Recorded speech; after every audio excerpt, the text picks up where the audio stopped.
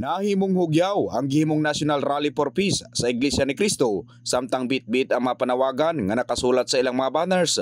Adunay nakasulat nga Peace for the Philippines, unahin ang bayan huwag bangayan, INC is for unity. Mga kabrigada, lahat particularmente sa Paseo Recto, Corner San Pedro, kung asa nagsa ka ang mga membro sa Iglesia ni Cristo. Apan ay pagisugdan ang maong kalihukan makita sa matag kilid sa mga establishmento sa dalang sa Recto nga iya-iyaw diskarte ang mga individual aron makapahulay o makatigom og kusog. Adunay mga naghapin og karton o karpet aron lang malingkuran og mahigdaan samtang wala pa nagsugod. Bandang alas 3:20 sa hapon gisugdan na ang maong kalihukan pinaagi sa makadagkuan sa INC. Mga kabrigada, mao ni ang kasamtangang sitwasyon karon sa may CM Recto ning dakbayan sa Davao kung asa formal na nga gisugdan ang National Rally for Peace. Samtang pasado alas 6 sa gabi, formal lang nahuman ang National Rally for Peace ug makita sa madagway sa mga miyembro sa INC ang pahiyom dala ang kalipay. In the heart of changing lives, kini si Brigada Gibmaing sa 93.1 Brigada News FM Davao,